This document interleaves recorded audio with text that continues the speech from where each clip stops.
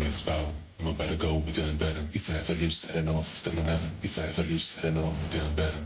Even though it was a come. Bigger, bolder, faster. Going to the maximum. I'm going to the maximum. I'm going to the maximum. I'm bigger, bolder, faster. Going to the maximum. I'm going to the maximum. I'm going to the maximum. I'm bigger, bolder, faster. This let it go. I can't let it go. This let it go. I can't let it go. Thinking too much. Because too much. Don't you gotta go? Cause I gotta go. Let it drive on full power. Never hit the brakes. No, come on. I gotta go and I gotta get. I'm on the way to get to full power.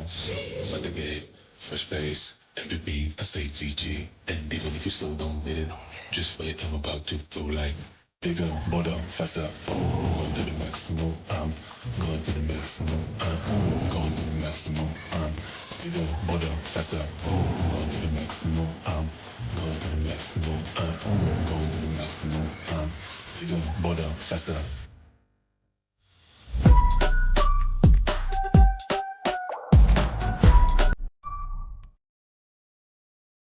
Mess foul.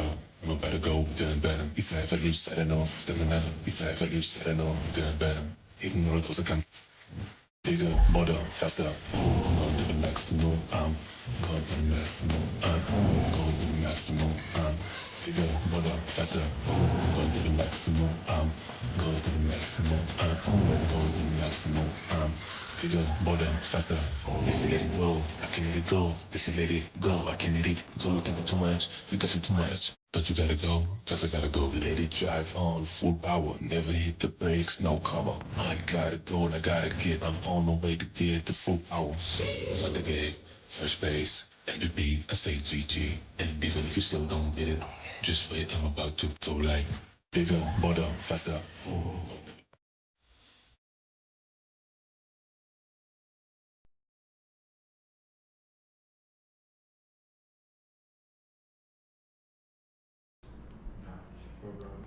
Tá áudio já. Pessoal, boa noite. Muito obrigado a você por estar junto com a gente mais uma vez. Desde já o meu muito obrigado pelo carinho. Primeiramente agradecer a Deus por mais um dia. Como a gente costuma encerrar, né, Frank? Mas ele me liberou para vir hoje de novo. Então, agradecer primeiramente a Deus por mais uma vez estar com a gente hoje. Claro, convidado super especial. Eu dizia antes, quando a gente entrava em conversa aqui com o vereador Jailson, ele me sugeriu o convite. Falei, para mim será o maior prazer. E hoje eu tenho a honra de ter aí uma pessoa que foi uma das inspirações para que a gente pudesse fazer esse trabalho hoje aqui. Nada mais, nada menos do que o seu Manuel Clementino de Freitas, advogado, professor e poeta. E mais do que tudo isso, um legítimo ararense que nos orgulha, né, desde sempre pelo grande trabalho que tem feito e pelas inspirações que tem gerado. E desde já eu quero já lhe dar as boas-vindas por estar aqui no nosso podcast pela primeira vez. Tem mais. Primeira vez já participando com a gente. Seja bem-vindo. Meu caro Inácio, boa noite. Boa noite, Arara. Boa noite, Frank. Boa noite àqueles que nos honram com a audiência. Satisfação imensa, viu, Frank, Inácio? Aquela coisa indescritível. Eu costumo dizer que há momentos que a gente adjetiva, que a gente define, que a gente classifica. E outros você simplesmente vive. E vive com emoção, vive com amor, vive com honra. Saiba que o fato de estar aqui nesse instante, esta noite, é motivo de muito júbilo, de muita alegria, porque me reintegra às minhas raízes. Você dizia ainda há pouco, e isso me enaltecia, sobremaneira, dizia em off, fora do ar, que eu cheguei a ser fonte de inspiração para você, através do microfone, de narrativas que fazia aqui antigamente, de teatro, de desfile, e isso é uma substância de emoção muito grande, porque eu desconhecia que havia sido inspiração para você, um dos grandes nomes do nosso rádio, uma revelação extraordinária, um nome que orgulha a nossa terra, e fazendo essa miscelânea de prazer, de satisfação, de alegria, de emoção, é isso que me traz aqui. É esse barco de alegria que me traz a ancorar nesse porto de felicidade hoje à noite. Muito obrigado mesmo, estou muito honrado, carregado de emoção, de alegria e à sua disposição para discutirmos, para pautarmos aquilo que puder apresentar para a nossa terra, para o nosso povo, para o nosso ouvinte e para o nosso telespectador. Pessoal que está em casa, desde já quero agradecer a audiência, agradecer aos nossos parceiros, patrocinadores que estão com a gente, sempre nos apoiando nesse projeto do Arara em Foco. Você que também quer ser um dos nossos apoiadores, entre em contato e venha também fazer parte desse seleto grupo de pessoas que acreditam em objetivos e coisas grandes para o nosso município. Mas, seu Manuel, eu quero desde já aqui agradecer o presente que eu recebi aqui, ó, tá certo?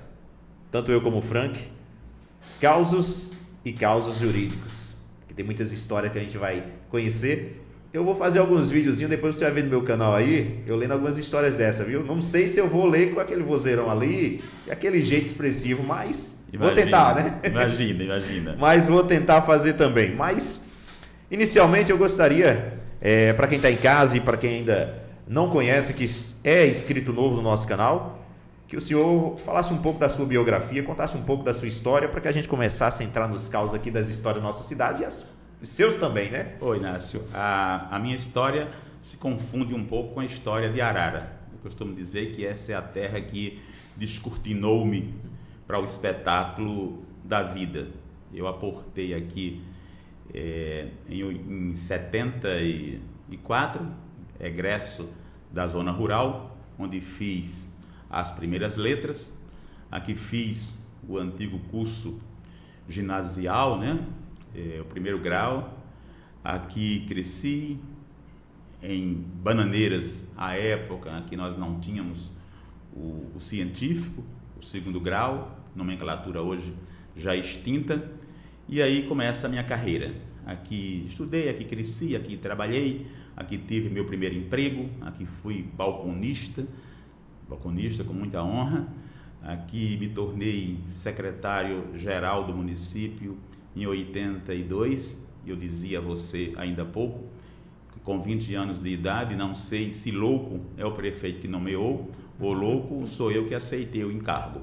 Sei que sobrevivemos, estou aqui contando a minha história. Tive que deixar o meu torrão amado por circunstâncias naturais da vida e da profissão, saí para trabalhar em Campina Grande. Comecei trabalhando aqui numa grande instituição de crédito à época que existia aqui, retornou, acredito, e aí começa a minha ascensão. Trabalho em Campina Grande, estudo, mas sempre mantive as relações amplas e abertas com a minha Arara, e a distância, que não é tamanha, não separa. E eu costumo dizer que onde tem amor, não tem separação. O amor é onipresente. De sorte que continuo muito ligado a essa terra. Me tornei advogado em 87, lá vão 30 e tantos anos de carreira, exitosa, graças a Deus, mas nunca negando a minha origem. O escritor russo Dostoiévski dizia: se queres ser grande, começa a pintar pela tua aldeia. Você nunca deve negar suas origens. E assim eu ajo. Assim eu me orgulho onde chego de dizer de onde vim, porque para onde chegar é preciso que você tenha o ponto de origem. E esse ponto de origem começou aqui. Daí essa relação de respeito, de afeto, de grandeza. Tenho meus pais sepultados aqui, a razão da minha existência.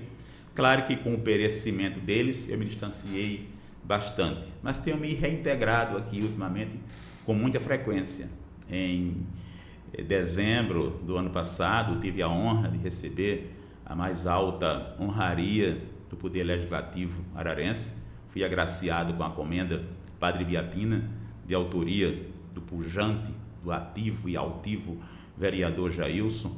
Retornei aqui recentemente para abrir o ano legislativo municipal a convite do vereador Jailson também, algo que muito me orgulhou, e hoje mais uma vez estou aqui nessa terra amada, revendo novamente e me vestindo de emoção para conversarmos, para esse bate-papo aberto, descontraído, tornar descontraído, vou tentar, né? Porque até então estou carregado de emoção e acho que dá para perceber. Mas é importante justamente isso aí, porque a gente vê, não só, a gente está acostumado, seu Manuel, com a questão do advogado, aquela pessoa culta, e às vezes a gente não vê o outro lado da pessoa, esse lado emotivo, de emoções aí que a gente não conhece às vezes da pessoa. Isso é importante, porque saber que um filho da terra chegou aí a voos cada vez maiores, isso é bonito da gente ver, porque assim, eu queria também bater aquela curiosidade. O senhor sempre foi assim, teve essa facilidade nas palavras ou com o tempo? Porque muitas vezes as pessoas às vezes têm um pouco no começo, é meio tímido, mas já tem umas pessoas que são mais soltas. E aí, como era assim na juventude? Era mais à vontade ou ficava ali meio um pouco... A timidez é natural, especialmente para quem veio de onde eu vim. Querendo ou não, a gente enfrentava uma certa resistência. Eu era um menino do sítio, o termo era esse na época, da zona rural. E eu precisava de espaços para conquistar o meu pensamento, o meu desejo. Mas sempre tive essa pujança, essa vontade de driblar a timidez. E ensaiava o falar em público. Minha mãe dizia que eu ainda, moleque, com 5 anos, simulava discursos políticos, sabe? Reproduzindo discursos que eu ouvia no rádio. O rádio sempre foi minha grande inspiração. Eu dizia a você em off ainda há pouco. E buscava. O grande problema de falar em público inicialmente era onde colocar os braços. No exato instante em que eu descobri onde colocar as mãos, aí sim, a coisa começou a fluir naturalmente. De sorte que hoje, eu acho até que comunico menos ruim no microfone do que sem ele. O microfone, para mim, é um fator que combate a inibição, tá? Para muitas pessoas é o inverso, né? O microfone inibe. Para mim, não. E para você também não. Pode ter certeza que nós fluímos melhor na comunicação através do microfone. E muito cedo comecei, como eu dizia a você ainda há pouco, fazendo apresentação de teatro, narrando desfiles, a Paixão de Cristo, que era uma forma de interagir com o público, narrando textos bíblicos. E isso foi criando essa força da comunicação. E sempre inspirado em grandes comunicadores. O rádio é a grande escola para quem quer seguir a comunicação, como profissional ou como prática diária, que todos nós precisamos da comunicação.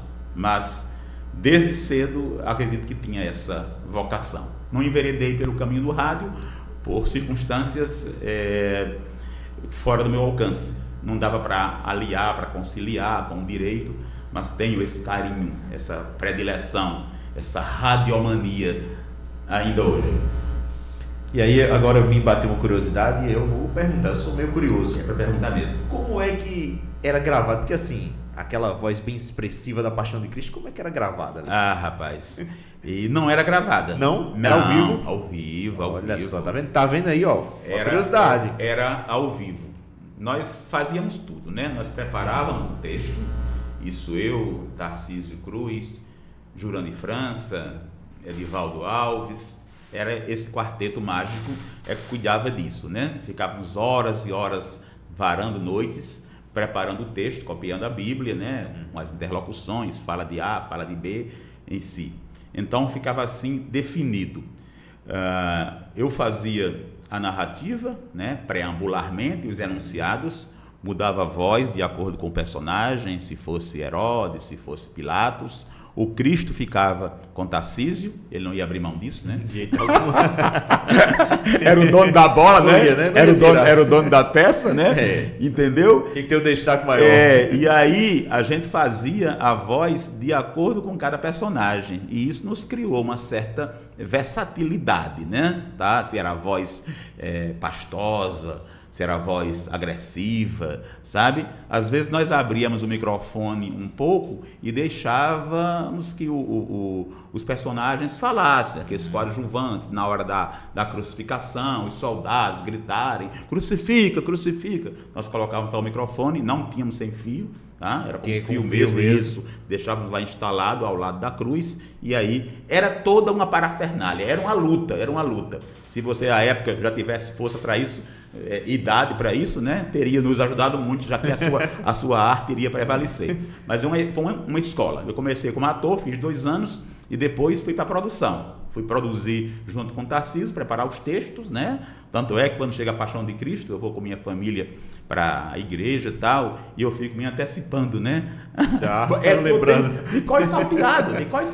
Eu estava, ano passado, eu com minha família em Aparecida do Norte, e na sexta-feira, acompanhando toda a pregação, parecia que eu estava vendo aqueles textos que eu preparava, tudo. Então, não era nada gravado, não. Nada gravado. Não. Era tudo ao vivo. Tudo ao vivo. Só tinha gravado uma coisa, lembro, o Sermão da Montanha.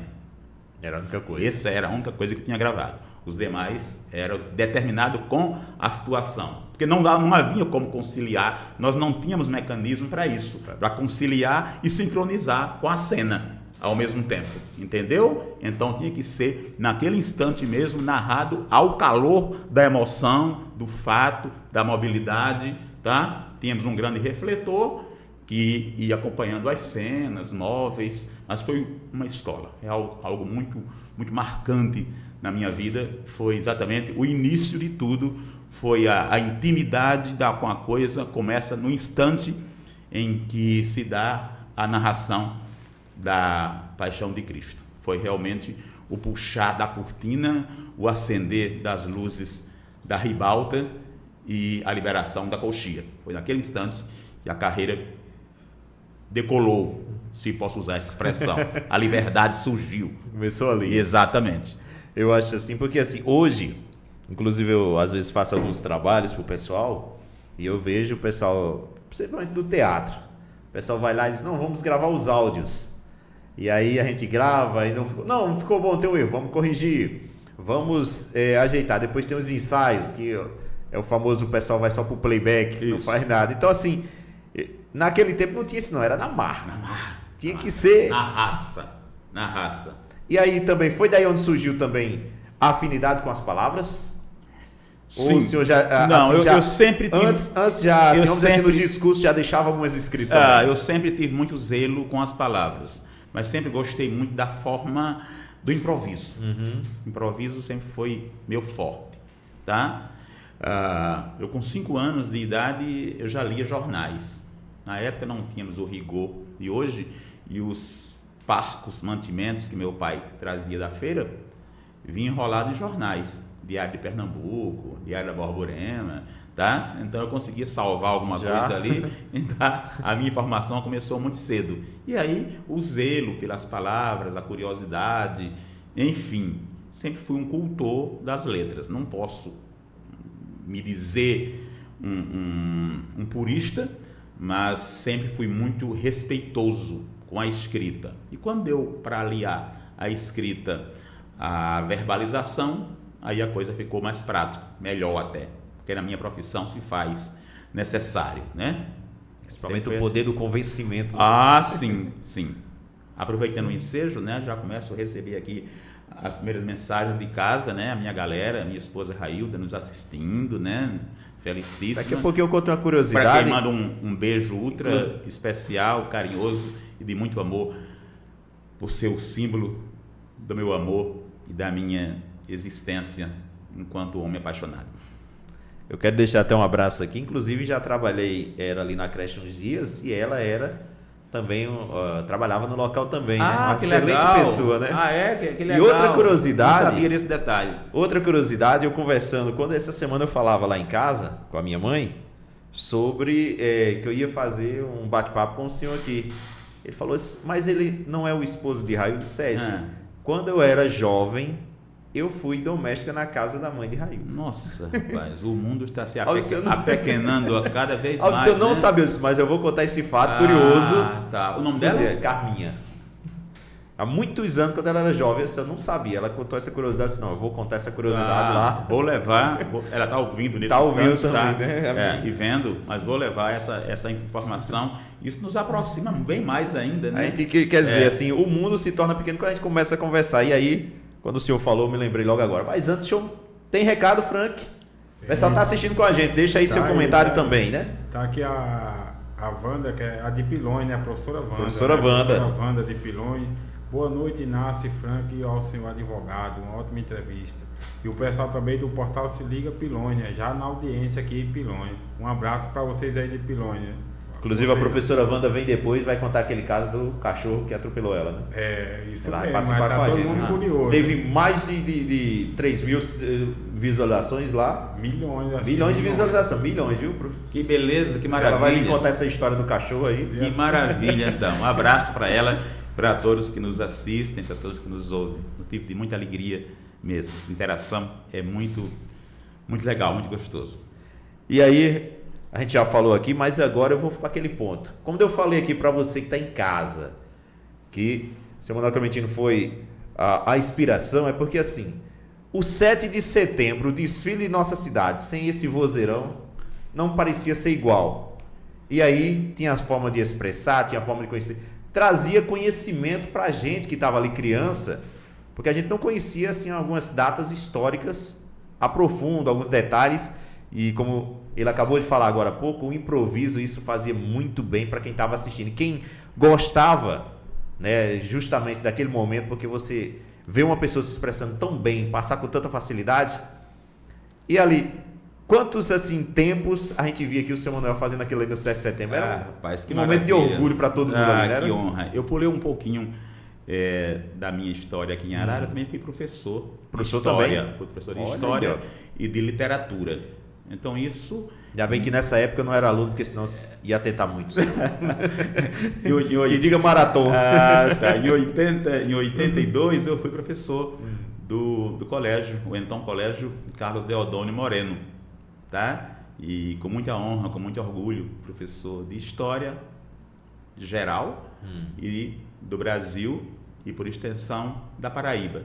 E sempre gostei muito da história. Então quando chegava o 7 de setembro, era como uma dádiva para mim. Eu estava dentro da história.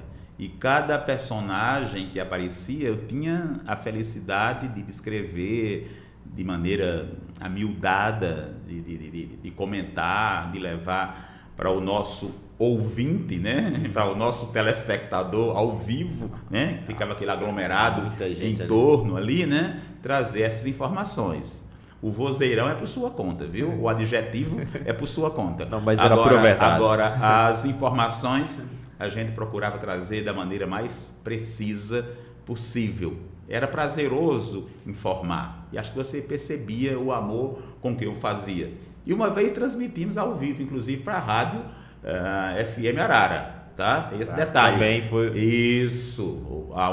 Acredito que a única narrativa, a única narração que aconteceu, cobertura, Hamilton preparou todo o aparato e nós fizemos uma transmissão ao vivo, histórica. O palanque ficava em frente à rádio, né? Ali ao lado da igreja.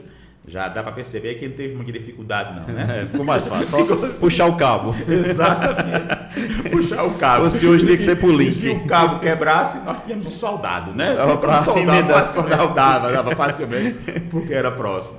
Mas faz parte da minha história. Eu narrei inúmeros desfiles, tanto do colégio como das escolas e de outras instituições de ensino de cidades circunvizinhas, de Banandeiras, de Solânia, de Areia, de Remígio, bandas que se apresentavam, e nós tínhamos o prazer de narrar sem nenhum ônus para o município. Fazíamos por diletantismo, fazíamos por amor, fazíamos por gostar, por vocação. Era o dando que se recebe, tá? Eu entendia que fazendo eu estava contribuindo um pouco para a minha cidade.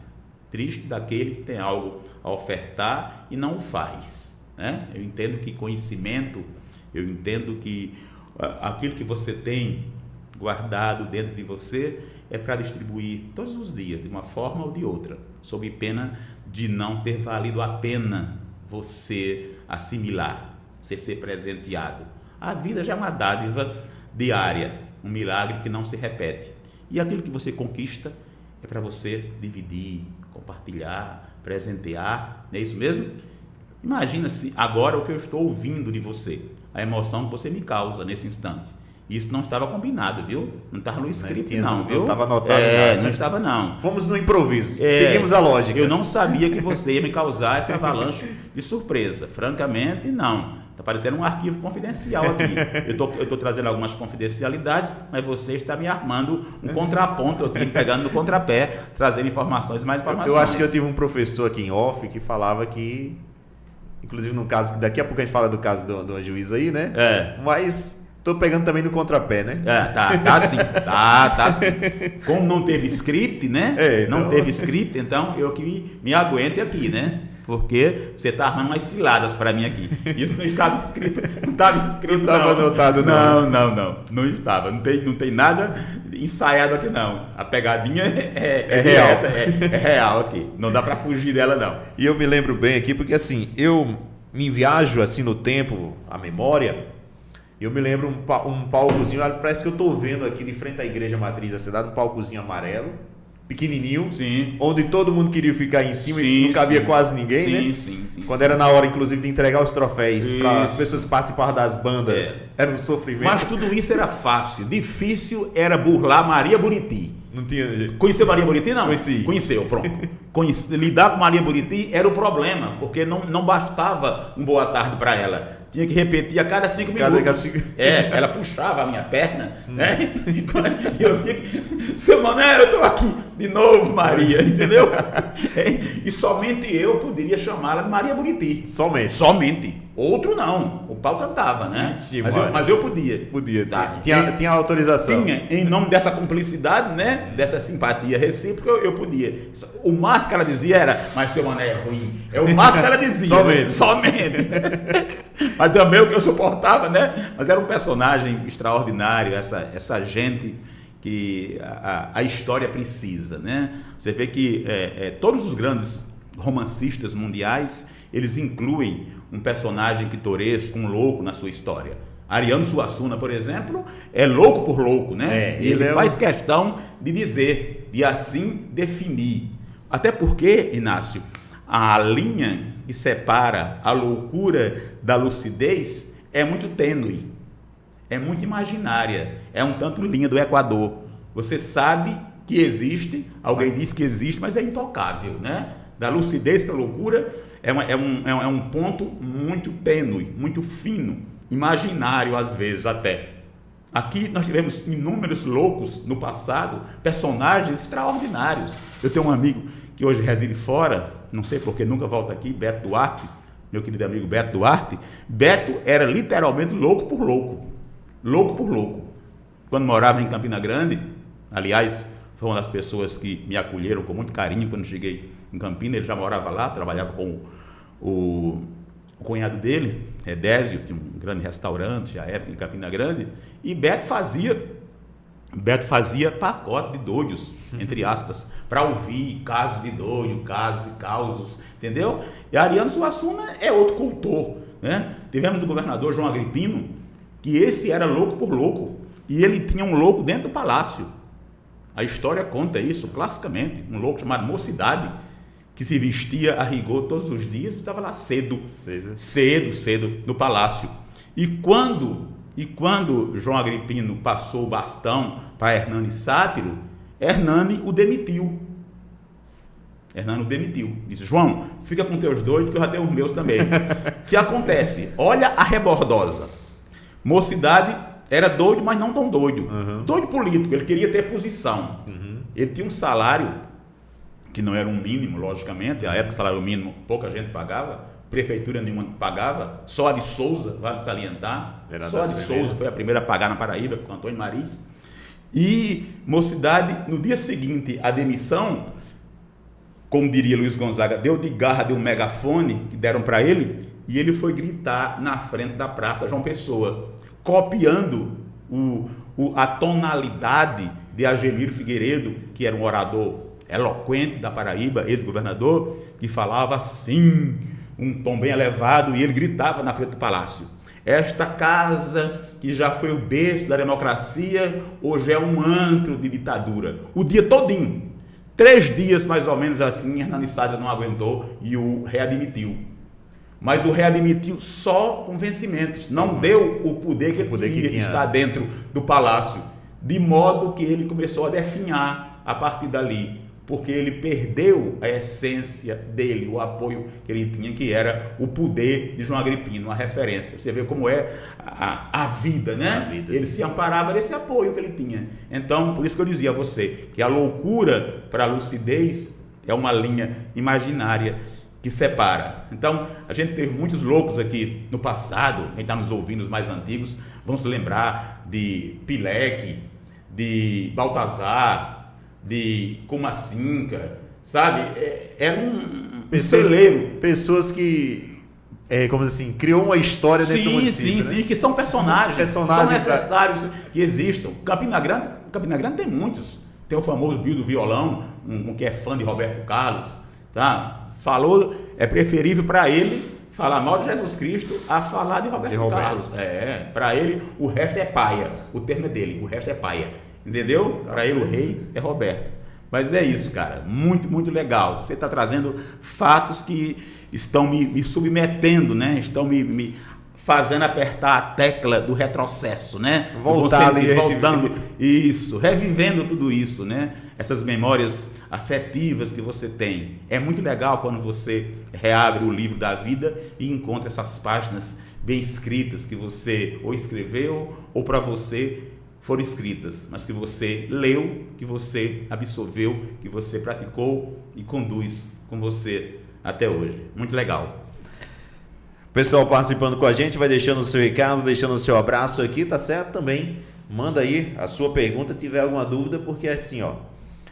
Eu soube também aqui, como diz aquele passarinho me contou aqui, que a nossa cultura também teve épocas muito especiais, não só na parte teatral, mas também a parte musical, a parte inclusive jornalística, onde foram criados alguns jornais. E aí a gente vai trazer essas informações também, porque assim, serve de inspiração, porque muita gente hoje tem o digital na mão, mas não tem a forma fácil de informação. Olha, antes eu vou pedir aqui para o Frank trazer um recadinho também, porque a gente tem daqui a pouquinho uma pergunta. Deixa só ele responder aí, Frank, para daqui a pouquinho a gente trazer a pergunta aqui do nosso ouvinte também.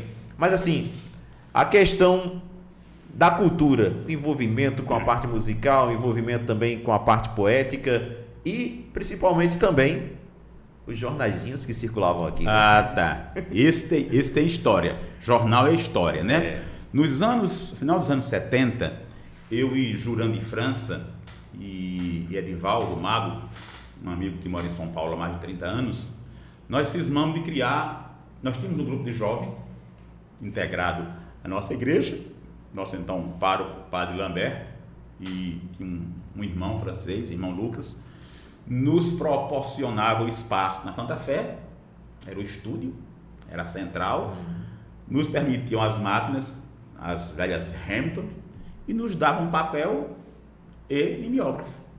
Já entendeu a natureza do jornal, né? E aí nasceu o jornal Quinzena Livre. Começa assim. Um jornal onde se fazia tudo. Jurandir fazia o editorial, ou eu fazia. As informações, ele era quinzenal, o nome Quinzena Livre. E nós captávamos os fatos da cidade. Tá? Transformávamos em notícias, fazíamos 5 páginas e saíamos vendendo para suprir alguma necessidade nossa, para tomar uma meiotinha aqui, uma meiotinha lá. Era isso. Disso aí, chegou uma festa da padroeira e na semana da festa nós estávamos mais lisos do que azulejo ensaboado. E aí dissemos, e aí, vamos criar um jornal para a festa? Vamos sim, vamos. Aí o nome vai para um canto, vai para outro, ninguém achava o nome. Eu disse, o espião. Foi unanimidade. O espião. E aí sai a primeira edição no dia 6 de setembro de 81. O espião. Foi uma revolução. Porque outrora, antes mesmo que eu tivesse conhecimento, a cidade teve um jornalzinho criado por um então coletor, um agente fiscal, seu Pereira do Nascimento, que era um teatrólogo, dramaturgo, gostava muito de arte, e quando foi coletor aqui, essa nomenclatura se utilizava à época para o agente fiscal, ele criou esse jornalzinho.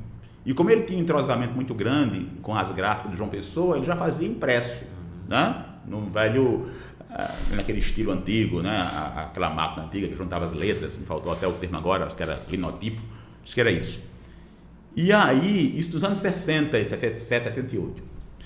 E aí, nós sabíamos que tinha existido esse jornal, que era chamado A Marreta, mas nós não íamos plagiar o nome do jornalzinho dele, e criamos o Espião. O Espião já foi um sucesso na primeira edição, tanto que nós fazíamos 6, 7 e 8, e esse primeiro ano de festa acabou miserê, curtimos à vontade. Eu tinha uma vantagem, porque eu era o leiloeiro da festa, tá? E eu ganhava 1 litro de dré e um galeto. Já estava garantido. Já estava garantido. E uma noite, no 7 de setembro, acho de 82, 83, não me recordo bem o ano, rapaz, eu recebi um recado da assessoria do Paulo Lambertes, tá bom, por quê? O galeto estava hoje, digamos, R$3.000, uma disputa entre as famílias Bronzeado de Remígio e a Teixeira de Areia, acho que era a Teixeira, tá? No quem dá mais, né? Eu sabia mais ou menos os dados da família, né? A influência política, e comecei a fazer a intriga, no bom sentido. Isso aí lá foi uma loucura. Nesse ano, além do galeto e do litro de dreia, veio um pratinho de queijo do reino também. Já ganhou. Já. O cachê aumentou. Já aumentou essa o cachê. noite. E aí o jornal foi crescendo, né? Foi crescendo. E até que chegou um ponto que ele inaugurou o offset. Aí ele ganhou contornos de grandeza, realmente. Ele ganhou ares de grandeza, né? Teve uma edição histórica que eu não tenho, de mimeógrafo, que ele foi feito todo em verso. Impressionante. Eu me lembro que nessa noite o poeta e então prefeito de Campina Grande, Ronaldo Cunha Lima, estava na cidade, lá na casa de Valfredo, e eu já o conhecia, tá? Quando secretário, representei o município por diversas vezes, e quando eu conheci Ronaldo, e aliás, quem trouxe Ronaldo para cá a primeira vez para uma palestra, fui eu. Primeira vez, no meu Instagram, lá no início, uma foto antiga, tal. E aí Ronaldo ficou admirado. Pô, eu não sabia que você era poeta, tal, o jornal impressionante, tal. Tinha alguns versos que eram marcantes. Nós tivemos aqui um eletricista chamado João Motoca. Lembro bem, Motoca? Muito. E teve, eu vou lembrar uns 2 versinhos ou 3. E João Motoca, que tem uma tourada na cidade, João Motoca achou de brincar com um bezerro que estava lá. O bezerro deu uma chifrada, quase estourou o olho de João Motoca. Aí um dos versinhos foi: coisa de gente doida, o João Motoca ocorreu. Inventou de ser toureiro, um olho quase perdeu. Sabe? Era assim, você pegava aquele fato e transformava, sabe? Fulano de tal, agora perdeu a fé. Ou tá sentado sobrando, ou tomando um em pé. Sabe? Já usava. Você viu um personagem da noite, no outro dia você colocava. Já contava. Entendeu? Então o jornal foi caindo na graça. E quando ele ganhou esse status, vamos dizer assim, de impressão no antigo, já digo antigo porque já passou, o offset, aí sim, aí ele ganhou um semblante bonito, né? Ganhou cores, a gente passou a caprichar mais, sabe, a ser mais esmerado na escrita, né? Porque tinha um outro contorno, ele ganhou esse status, e aí ele começou a marcar a geração realmente, a partir do instante em que ele tornou-se um jornal com uma logomarca. E aí chegou a esse patamar, ele chegou na prateleira de cima, ele durou exatamente 24 anos. Aí outra vez me perguntaram aqui os saudosistas: Manuel, por que o jornal acabou? E aí eu fui bem agressivo, não com o meu interlocutor, mas na resposta geral, porque eu estava insatisfeito com o formato da festa. Eu disse: porque a festa morreu, ele suicidou-se. Foi essa a resposta. Entendeu? Eu quis dizer que o formato da festa que o comportava já não mais comportava. Já não existia mais. Porque ele era distribuído, vendido no pavilhão. Tá? Havia aquela expectativa, aquele frisson da espera do jornal sair. Então, 10 horas, quando o pavilhão estava lotado, quando a sociedade ararense tomava assento, eu digo assim porque era dessa forma realmente, momento, né? Tá? E aí ele começava a circular. Era uma coisa impressionante. o que esse jornal vendia, o que tinha de gente comprando de 3, 4, 5 para mandar para São Paulo, para mandar para familiares fora, porque ele tinha uma fidelização muito grande com o público, com a informação. E nós caprichávamos na redação, na escrita. Havia uma preocupação em não deixar que fosse um folhetim pobre.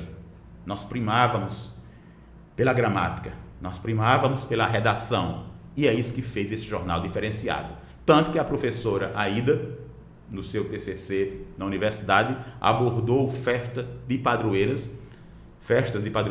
ou de padroeiras, como queira, e teve uma repercussão impressionante, virou livro. Ela dedicou acho que umas 10 ou 12 generosas páginas ao jornal, fez facsímile, reprodução literal do jornal, no lançamento aqui na Casa Paroquial, uma repercussão imensa. Ou seja, a gente deixou as digitais no mundo da nossa cultura, com a nossa criação.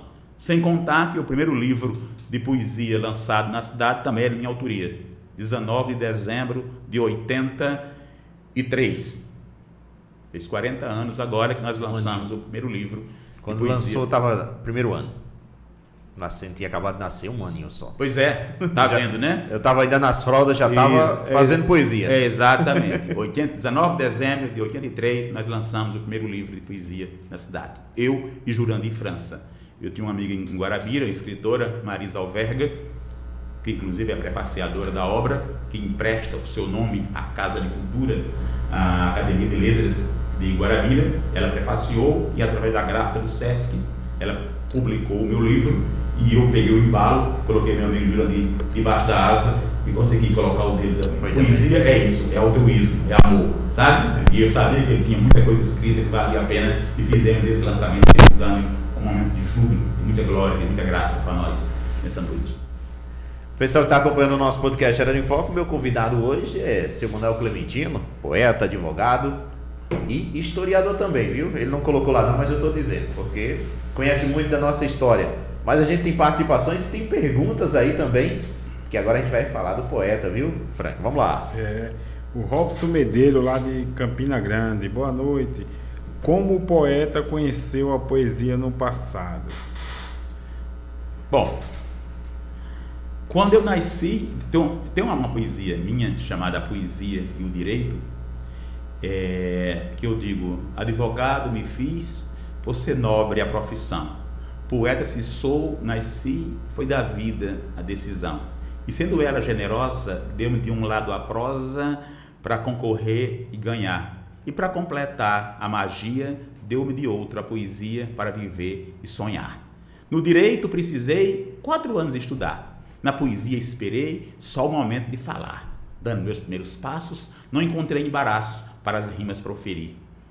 Não encontrei... Eita, bom, é por aí, mas eu vou localizá-la aqui porque eu não decoro as minhas poesias, por incrível que pareça. Então, eu conheci a poesia muito cedo, né? A poesia tem essa marca, porque poeta, nós nascemos, né? A gente depois é que descobre, tá? Mas muito cedo eu já embolava algumas rimas, já gostava de violeiros, como gosto ainda hoje. Eu acho o violeiro o grande artífice da nossa cultura, o grande homem da cultura, porque ele é o homem do improviso, né? O poeta violeiro, bom, para não falhar com o meu leitor, aí eu digo, no direito precisei 4 anos de estudar, na poesia esperei só o momento de falar, dando meus primeiros passos, não encontrei embaraço para as rimas proferir, não precisei de ensino, somente o mestre divino a lição me fez seguir. Do direito necessito códigos, decretos e leis, na poesia dispenso num só ato todos 3, só preciso de um momento, calma, paz e sentimento, aí surge a inspiração, ao contrário do direito, onde estou sempre sujeito aos princípios da razão. No direito é necessário que esteja sempre informado da aplicação das leis, das reformas, dos julgados. Como poeta, ao contrário, o meu amplo glossário emana do coração. O sol, a chuva, a lua, a flor, a noite, a rua, já garantem meu refrão. No direito, com cuidado, faço clara exposição narrativa cautelosa, fatos, fundamentação. A poesia só traz a ternura, o amor, a paz, o carinho ou o lamento. Diferente do direito, somente o que vem do peito suplica deferimento. Como advogado, eu luto contra toda injustiça. Como poeta, eu ausculto, sentindo outra premissa. Num, separo do abismo. No outro, uso o lirismo natural do sonhador, buscando a fórmula correta para ser um doutor poeta e um poeta doutor. Então, a poesia tem essa essência na minha vida. É claro que a poesia que eu pratico, que eu exerço, respondendo ao nosso querido ouvinte e telespectador, é a poesia com mais métrica, com mais rima. É a poesia realmente mais do passado. Se bem que essa poesia nunca morre, mas nós temos uma multidiversidade gigantesca hoje, que o sujeito escreve 2, 3 frases tortas e chama de poesia. Eu respeito porque a opção, a liberdade poética permite que assim o seja. Longe de mim estar fazendo crítica. Estou dizendo que a minha forma de versejar é na métrica, é na rima. Todos os dias escrevo, todos os dias publico algo com muita fé, com muito amor, um compromisso que tenho para comigo interiormente, no campo espiritual, mas a poesia, essa é a essência.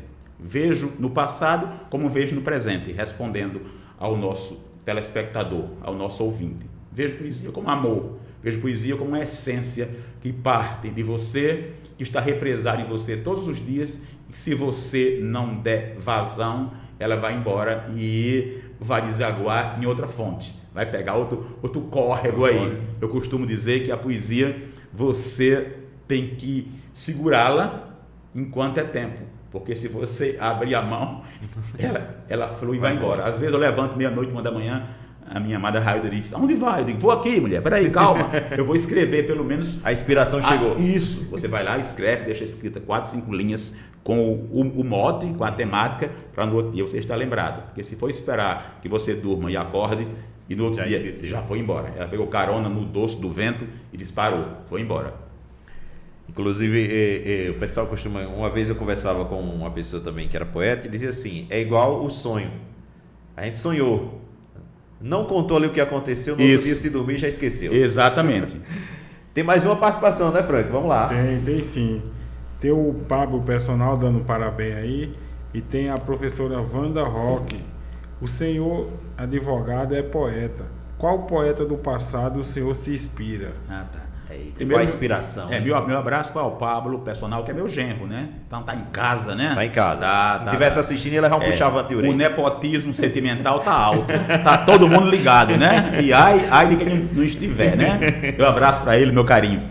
A pergunta segunda e qual o poeta o senhor se inspira? Eu me inspirei muito nos poetas românticos, porque eu sou essencialmente romântico. Professora Wanda, né? Isso. Meu abraço, meu carinho para ela.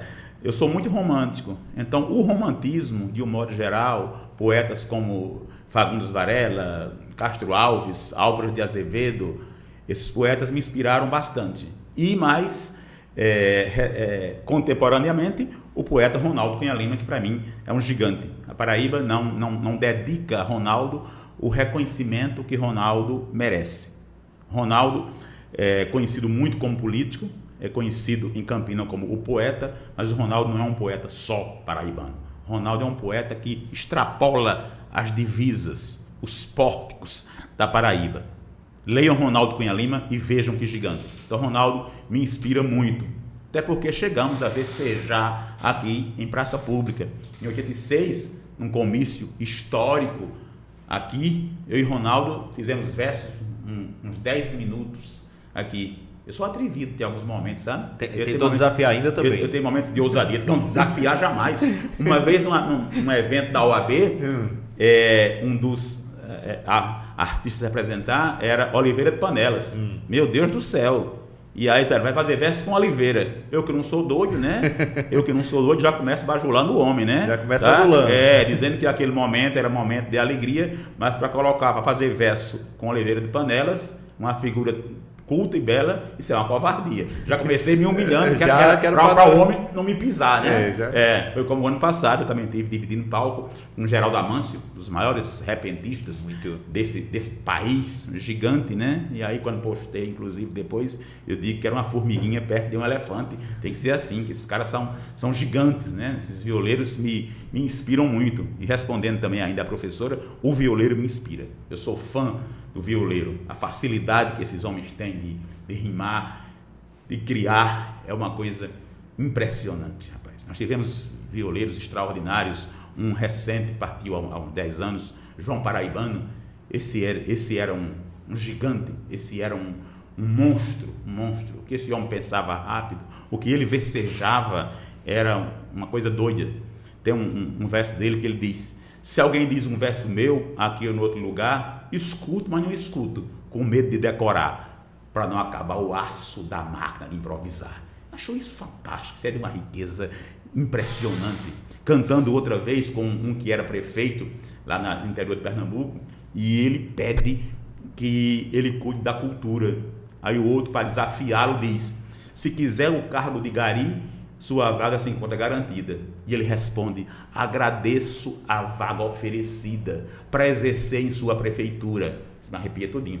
Não que esteja à minha altura, não que eu tenha preconceito, pois o cargo nem está à minha altura, mas o poeta que põe outro no lixo já provou seu amor pela cultura. Olha a ironia, olha a cotovelada. Deu logo mais. Entendeu? Já segura, é isso. Essa gente era impressionante. Tivemos no passado um Pinto de Monteiro, que foi o maior, é tido como o maior repentista do mundo de todos os tempos. Esse era um gigante. Tivemos outro falecido há uns 3 anos, morreu com 98 anos de idade, João Furiba, que era um monstro. Na poesia, no geral, tem uma modalidade chamada quadrão perguntado. É a parte mais difícil da viola, da poesia. É a mais difícil, porque a rima não é sua, o outro lhe provoca. É como se fosse aquele desafio de um com o outro ali. É perguntado. Você pergunta. Eu lembro, uma vez entendeu? eu assisti... E aí é terrível, porque se o outro quiser puxar seu tapete, ele puxa. E João Furiba era chamado João Mentira, porque era fabuloso, mentira, a namorador, e Pinto colocou o nome dele de João Furiba, o parceiro dele, Pinto de Monteiro. Aí o outro querendo desafiá-lo, ele era muito namoradoso, que tinha muitos filhos, aí um pergunta: quantos filhos você tem? Cantando, né? Ele responde: por hora 42 só. Aí o outro diz: pretenda algum mais depois? Ele diz: a meta é chegar a 100. Aí o outro pergunta: se parece com alguém? Eles todos têm minha feição. Aí o cara, para pegar no contrapé, diz: tem vizinho na região? Ele tem um, mas nasceu capado. Isso é quadrão perguntado, isso é responder quadrão. Rapaz, isso beira a genialidade, sabe, Inácio? E eu sou fã dessa gente, Então, a inspiração, professora, não provém apenas de um poeta. De uma pessoa só. Há toda uma miscelânea, há todo um complexo, um arcabouço de inspiração que leva você a admirar a poesia e se tornar poeta também. E é importante, assim, quem já assistiu, eu costumo até assistir algumas vezes, e tem aqueles encontros de violeiros, né, justamente onde tem aí essas rimas aos desafios de um com o outro, e parte muito das brincadeiras, né? E é importante porque, assim, muitas vezes se dá um tema, e aí ele tem que ter uma desenvoltura em cima daquele tema, que é algo raro que a gente às vezes não consegue, mas é uma facilidade tão grande para eles. Impressionante. Existe um mote que foi dado pelo gigante Raimundo das Fora. Esse mote é tido como um dos mais belos de todos os tempos. Raimundo das Fora deu esse mote a Lourival Batista, que foi um violeiro fantástico da família Batista de São José do Egito. O tema é: não tive amores, sonhei-os, pois possuí-los não pude. Dificílimo. E Asfora achou que ele ia se enrolar. E Asfora era um poeta extraordinário, um pensador profundo, eloquente, dos maiores oradores que esse país já teve. Asfora é que suicidou-se. Então vice-governador, você era garotinho quando isso aconteceu. E aí o violeiro disse: na vida sofri abalos e desencontros medonhos, sonhos e mais sonhos, sem poder realizá-los. Na áurea sofri afronte, No ralo senti a fronte da hora da juventude, mas não tive a virtude de dormir entre dois seios. Não tive amores, sonhei-os, pois possuí-los não pude. Isso é tido como uma das maiores construções da poesia de todos os tempos. Das maiores construções que você pode imaginar, sabe? Tem essa essência, daí esse meu fascínio, essa minha paixão pela viola, pelo violeiro de um modo geral. Mas é isso. Você que está em casa, né, participando com a gente, vai deixando o seu recado também. Manda a tua mensagem, manda aí a tua participação. A conversa está fluindo naturalmente aqui, coisa boa. Inclusive aqui a Wanda mandou aqui, né? Castro Alves, ela aplaudiu, não foi? 100%, né? 100%. Ah, que beleza.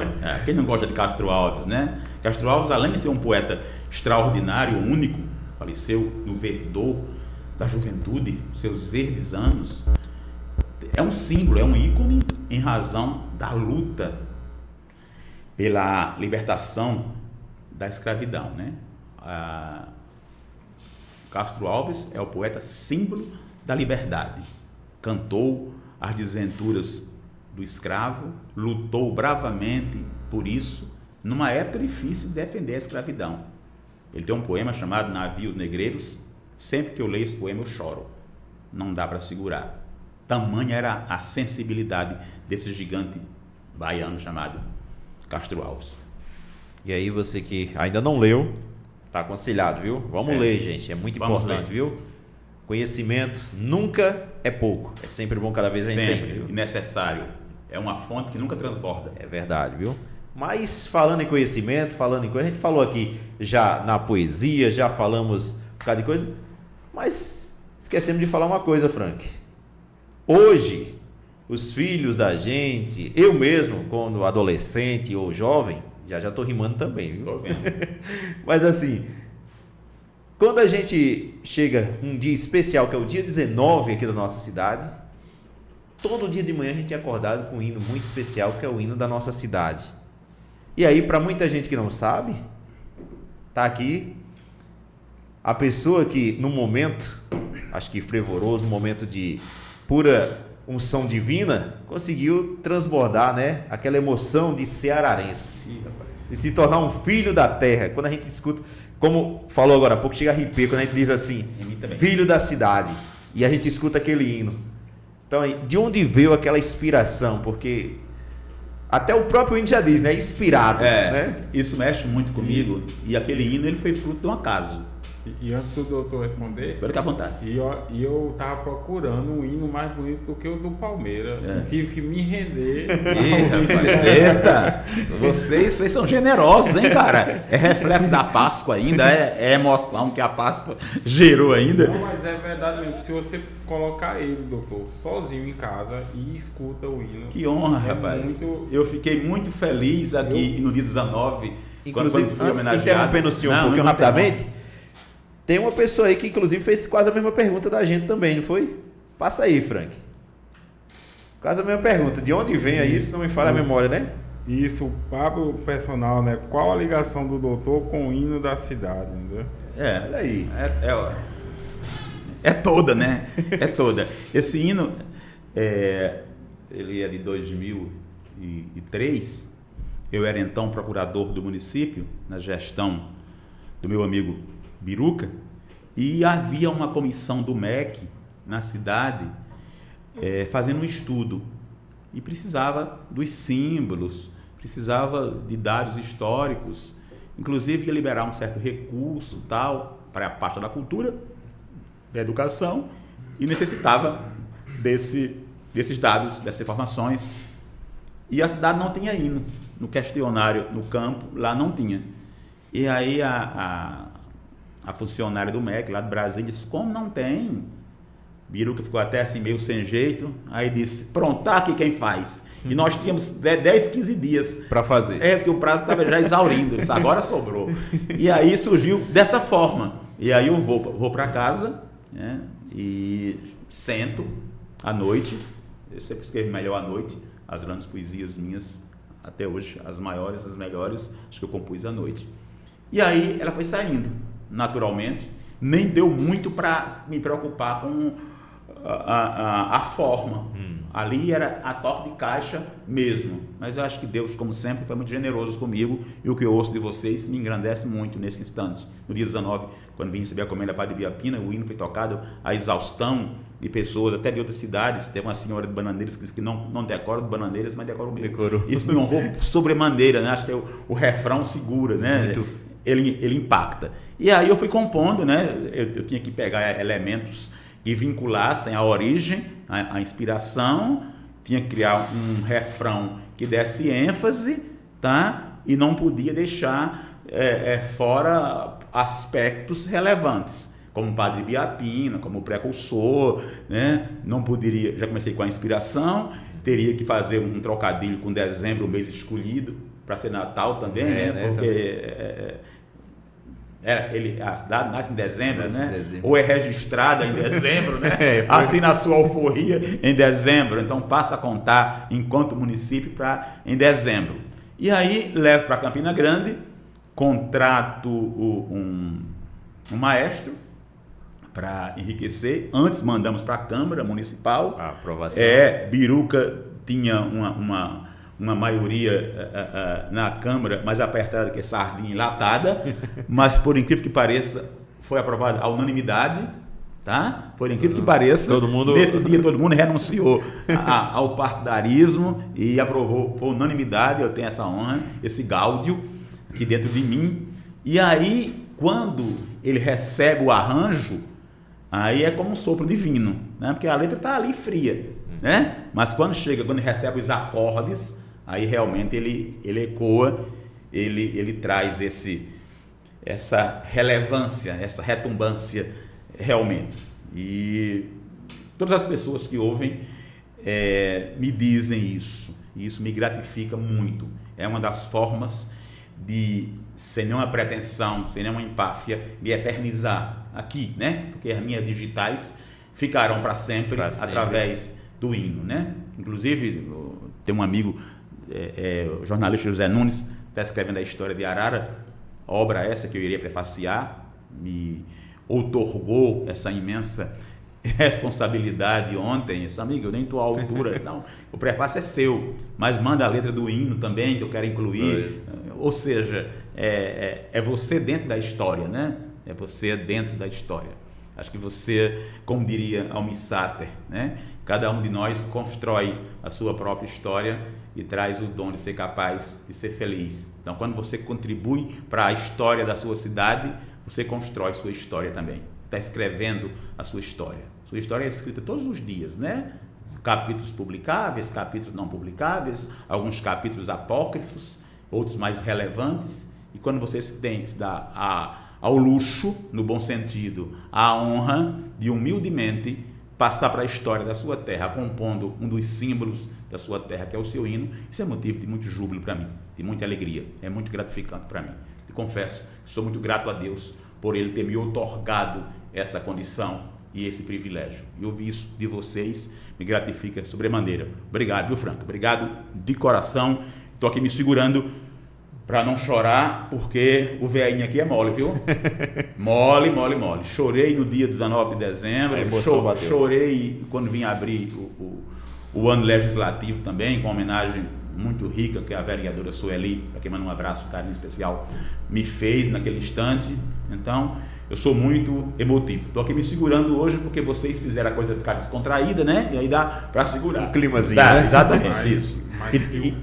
Mas o hino é muito lindo mesmo. Da primeira até a última. Não tem aquela parte de, essa daqui ficou melhor, essa ficou não. Tudo. Parece que Deus inspirou o senhor parte por parte.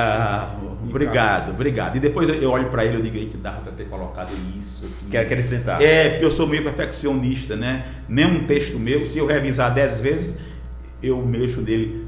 Vai mexer 10 vezes, mas aquele ali já não tinha tempo para isso, e agora é lei, né? Já não pode mais mudar, lei, só com emenda como diz agora, lei não se mexe, se cumpre, né? Exatamente. E ela está sendo cumprida à risca, né? Isso. Eu sou muito feliz porque a Arara trata aquele hino com muita simpatia. Eu tenho percebido isso.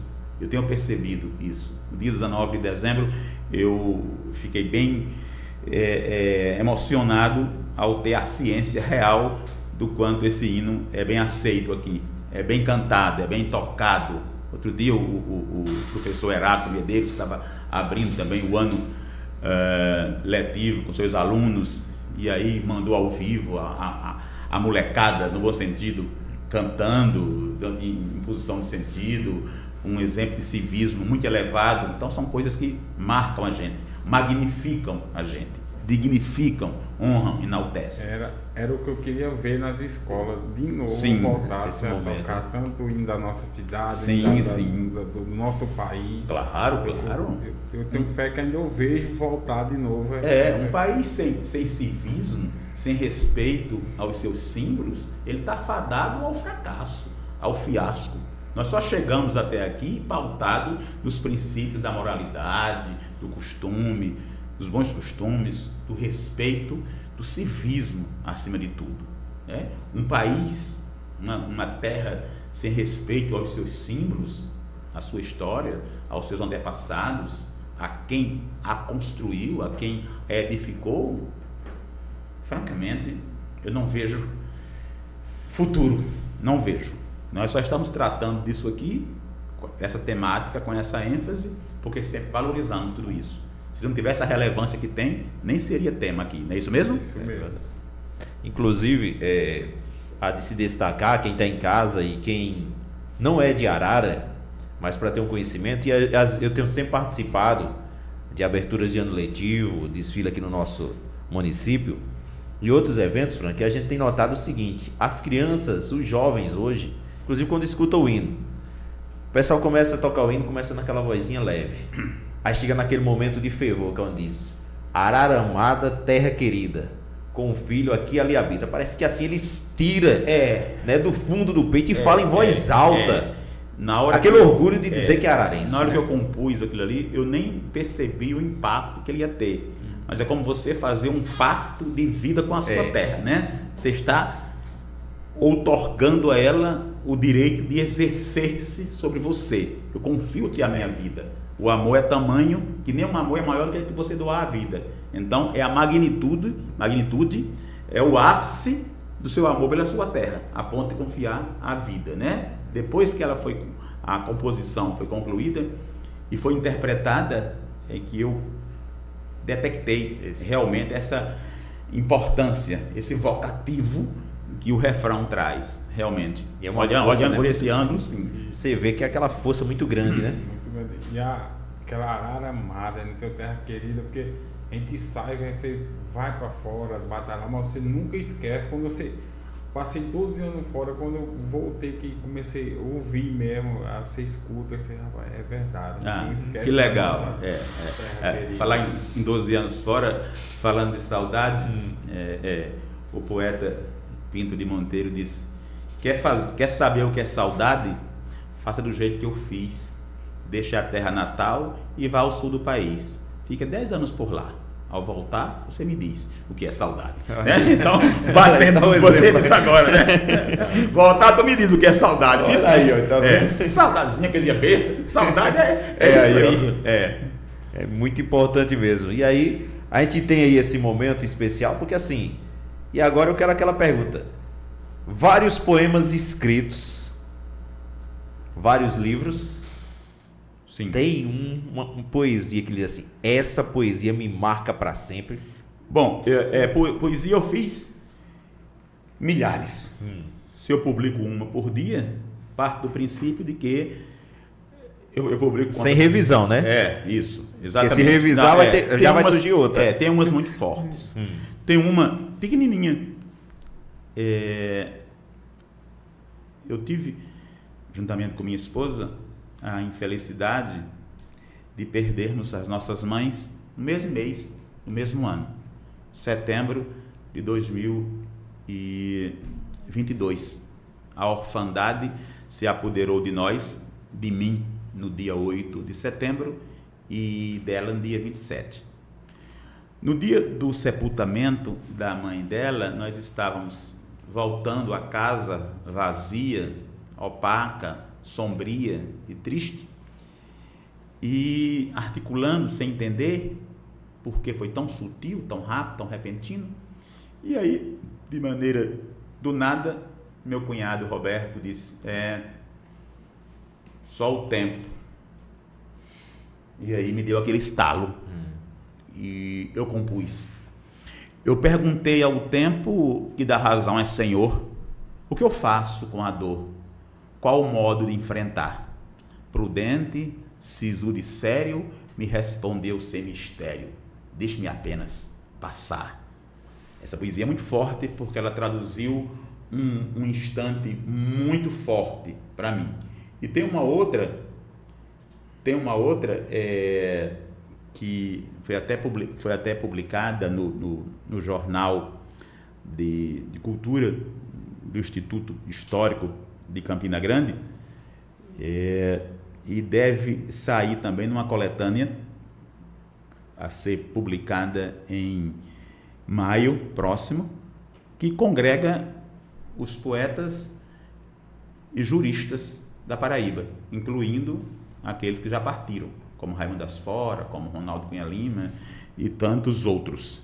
E essa poesia, ela diz, ela é muito forte também, ela traduz um pouco de mim, mas eu tenho muitas que eu não consigo decorar.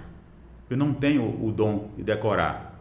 E sem querer plagiar João Paraibano, eu repito, se alguém fala um verso meu aqui ou no outro lugar, escuto, mas não escuto, com medo de decorar, para não acabar o aço da máquina de improvisar, tá? Então, mas se eu localizar por aqui, eu vou apresentá-la, porque ela é muito forte, ela é muito forte, isso é a capa da nossa coletânea, todo mundo está saindo, tá vendo? Em caricaturas, tá muito legal. E essa poesia, ela diz o seguinte: sou catador de sorrisos, sou crematório de dores, atomizador de sonhos, proliferador de olores, jardineiro de saudades, paisagista de flores, receptáculo de paz, dulçor de plurais sabores, da gratidão sou cartaz, refúgio de bons humores, a poesia impõe e me faz um aspersor de amores. Essa poesia é muito forte, eu gosto muito dela. Essa aqui eu compus há algum tempo e encontrei outro dia, deve sair também na coletânea, quando eu digo, nas folhas do recordar, meu coração faz rascunho, cada texto mais saudoso, e redige a próprio punho, e ao final põe o silêncio para afirmar seu testemunho. Essas estão entre as que eu nem consigo decorar, mas coloco em destaque. Essa aqui, por exemplo, eu compus há algum tempo e teve uma repercussão imensa. Eu lancei na semana de dezembro último, quando eu digo, viva a vida em canções, nas águas das emoções, não deixe de mergulhar. Ela é fugaz, passageira, não te revela fronteira, nem mapa para consultar. É melhor partir molhado, feliz por ter se encharcado nas procelas do sonhar. Então, por isso que eu me defini ainda há pouco como poeta romântico, essencialmente romântico, recebendo, lógico, a influência de tantos poetas românticos. E aí daquele que dizer que não recebeu influência, porque todos recebem influência. Todos somos influentes. Exatamente. Justamente com esse trabalho primoroso, esses versos, esses poemas, o nosso representante ararense, na Paraíba, a expressão que ele dá aí na academia, como é que assim, o avanço que o senhor tem seguido, porque assim, é um reconhecimento muito grande, não só aqui na nossa cidade, mas fora também, quando se fala na pessoa de Manuel Clementino, se fala numa pessoa de reconhecimento, não só na parte poética, mas também na advocacia. Para a gente falar daqui um pouquinho da advocacia também um pouquinho, mas na parte poética, principalmente em Campina Grande, onde tem muitos poetas, e o senhor ser um daqueles que está ali no seleto, nome desses grandes poetas da nossa Paraíba. Nós lançamos uma coletânea em outubro do ano passado, com os advogados juristas. Eu tive a felicidade de compor essa coletânea, assim como estamos agora lançando uma outra a nível estadual. Essa tem uma abrangência maior.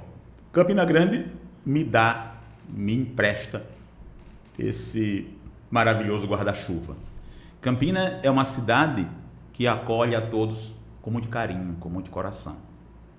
Campina me recebeu no início dos anos 80 com um carinho, com uma grandeza imensa, tamanha, que eu jamais vou conseguir retribuir o que ela fez por mim. Em Campina eu evoluí profissionalmente, ainda como empregado. Em Campina eu concluí o meu curso de Direito. Em Campina eu me casei. Em Campina eu me tornei pai. Em Campina eu me tornei avô. Há 1 ano e 10 meses do símbolo da nossa alegria, do nosso amor, da nossa renovação, meu neto lindo Bernardo.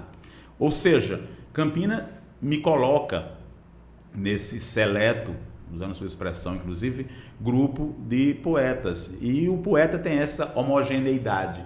O poeta não conhece o egoísmo. O poeta age muito no campo, na base do altruísmo.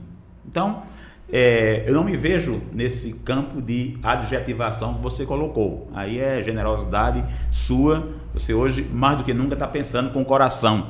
E quando pensa com o coração é complexo, é danado. Você está pensando com o coração, tá? Mas eu sou essa pessoa simples que você conhece, que a Arara conhece, que fiquei muito feliz, inclusive, encantado, quando cheguei aqui em dezembro último, que não gente querendo me conhecer porque era o autor do hino da cidade, João Gabriel, acho que é João Gabriel, inclusive, um garoto da cidade aqui, e ele dizia, as minhas mães que falam tão bem do Senhor, e eu não sabia que as mães eram Julita, Lourdes e Laluz, pessoas por quem eu sempre tive um carinho ultra especial, pessoas se fotografando comigo, ou seja, aquela coisa é nova para você, sabe? Aquele momento de alegria. E Campina me proporciona isso, né? Porque você trabalha com zelo, você faz por honrar o seu nome, dignificar. E a poesia é essa válvula, sabe? De leveza. Né? A poesia é que ele traz essa oxigenação, é que ele causa o riso. A poesia estimula você a pensar, a ter leveza, depois de um dia de trabalho, e você ouve uma frase qualquer, isso dá poema, isso dá poesia. E você vai lá e compõe. O poeta Pinto de Monteiro, sempre citado, ele dizia, poesia é tirar de onde não tem e colocar onde não cabe. Tá? Então é exatamente essa definição diferente dele. Tá? Então é isso que Campina me proporciona. Ser feliz em Campina Grande completa a felicidade que eu levei de Arara. Essas duas, esse binômio Arara-Campina, Campina-Arara, nessa fé que me domina, nessa noite linda e rara, eu divido o meu amor entre Campina e Arara. E a gente ficou com esse poema gravado. Ficou, né? Esse vai ficar gravado. Que legal. Depois ele pode pegar e publicar também. Mas tem participação, Frank. Vamos lá. Tem sim. Deixa eu mandar bem lá em cima, lá que eu passei aqui. Participação do Roberto Santos aí. Boa noite aí. Muito obrigado aí pela participação, Roberto. E tem a Valéria Medeiros. Parabenizo a todos os envolvidos nessa entrevista. Sob uma parte da história de nossa amada cidade. Dr. Manuel Clementino, um intelectual. Que gente generosa. Roberto é meu cunhado, meu amigo, o irmão que a vida me deu. Somos amigos, é natural de Arara também, minha esposa é natural de Arara, e eu conheci Roberto ainda nos anos 70, né? Garoto. Vai entregar a idade dele. Sonhador. Oi? Vai entregar a idade dele, hein? Isso, mas ele é um pouco mais novo, né? É mais novo um pouquinho. Eu me achando novo também, né? 25 tem uns 30 anos. Exatamente. Entendeu? Então, é daqui, tem raízes ararenses, está sempre interagindo, sempre ligado a Arara. Pessoas que eu não vejo há tantos anos, ele chega trazendo informações acerca de um, de outro. Meu abraço especial para Roberto. E a outra pessoa? Valéria Medeiros. Valéria Medeiros. Com esse sobrenome, né? Já Já sabe. É uma família por quem eu devoto um carinho, um apreço super especial. Beijo no coração, Valéria. Fico muito gratificado com a sua generosa definição. Essa gente está sendo muito generosa, né? Muito carinhosa para comigo. Eu vou sair daqui hoje com uns 10 ou mais quilos de emoção na alma, né? Nem sei como é que vou conduzir. Tanto carinho dessa gente. Essa noite está bem especial. É um grande reconhecimento, né? A gente vê aí. E quando a gente fala no Medeiros, a gente lembra logo de Mãe Dora, né? Ah, sim. Sempre lembra muito. Um símbolo de tenacidade, de coragem, de vigor. É a mulher que quebrou a casca do ovo da política ararense como mulher, a primeira a chegar na Câmara Municipal com pujança, com garra, com vigor. Um exemplo, mãe exemplar, educou aqueles filhos com tanta garra, com tanta humildade e galhardia ao mesmo tempo, fazendo exemplo de homens e mulheres na nossa sociedade. Dora é digna de todo o nosso respeito. Dora é um símbolo de luta, de tenacidade, de vitória acima de tudo. É um exemplo. Representa com muita garra, com muito fulgor, diria, até a política, a boa política ararense e essa grandiosa família Medeiros, da qual minha esposa já tem um viés sanguíneo ainda, o que aumenta bem mais ainda o meu carinho por essa família, em especial por Dona Dora, por Mãe Dora. Você participando com a gente, deixa o seu recado, deixa aí a sua mensagem, a gente passa daqui a pouquinho a mensagem, mas aqui eu tenho visto, Samuel, estou curioso, tenho me esbilhotado também, tenho visto que o senhor tem sempre assim, principalmente na área da advocacia, assumido grandes responsabilidades, não só na parte jurídica, no seu trabalho, mas também fica encarregado de outras áreas, às vezes também na OAB, com inclusive aí alguns cargos importantes dentro também da OAB, não é isso? Eu tenho uma história muito identificada com a OAB. Há muitos anos eu ingressei na carreira, vamos dizer assim, da ordem, no campo institucional. Comecei integrando comissão de eventos jurídicos em Campina Grande, depois fui eleito conselheiro estadual, acredito que dessa região aqui tenha sido o primeiro. Na eleição seguinte eu não quis participar, mas em seguida fui convidado para integrar o Tribunal de Ética da OAB. É uma missão difícil, um cargo muito espinhoso, porque você julga os seus pares. Julgar já é difícil, e você julgar os seus pares se reveste de uma dificuldade e de uma responsabilidade bem maior ainda. E desde então eu venho exercendo mandatos, pós-mandatos dentro da OAB. Hoje eu presido a 4ª turma do Tribunal de Ética e Disciplina da OAB, num mundo que está cada dia mais difícil de se advogar, onde as violações aos preceitos éticos se sucedem numa velocidade além do imaginário, e você tem que estar ali, freando, analisando, advertindo, censurando, punindo, caçando em alguns momentos, o que é difícil, é dolorido para a gente, quando os colegas cometem uma fraqueza, vou usar esse eufemismo para não usar uma classificação mais torpe, e você se vê debruçado com alguém que você conhece, que você acreditou que iria honrar o juramento que fez de cumprir a lei, a ordem, os preceitos éticos e democráticos, e de repente você se vê o cara pilhado numa infração ética. É difícil. Mas, por outro lado, para a gente traduz o reconhecimento ao nosso trabalho, a nossa conduta retilínea, a nossa conduta cândida, limpa. São 35 anos de exercício sem um único deslize, graças a Deus. Até porque você, quando vai se tornar conselheiro do Tribunal de Ética, o seu nome é estudado e analisado no país inteiro. Imagine você ir julgar um colega e se seu nome tiver alguma mácula. Imagina. Ele vai ser o primeiro a dizer, está me julgando e o senhor?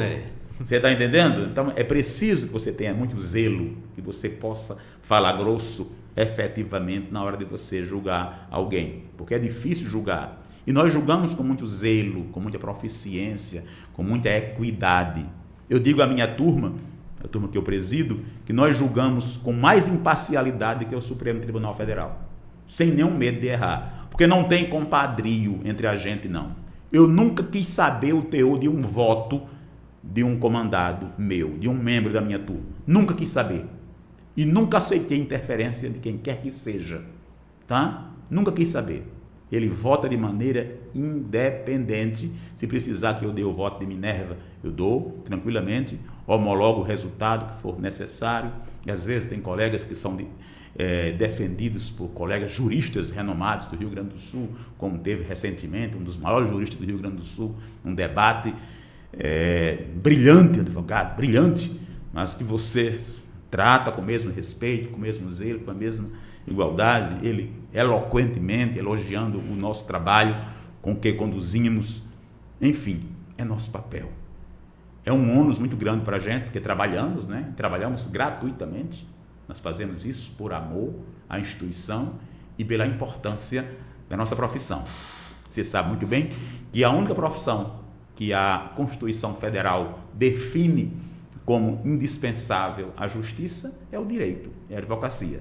As demais são necessárias, ela entende como necessária. A advocacia, ela é indispensável.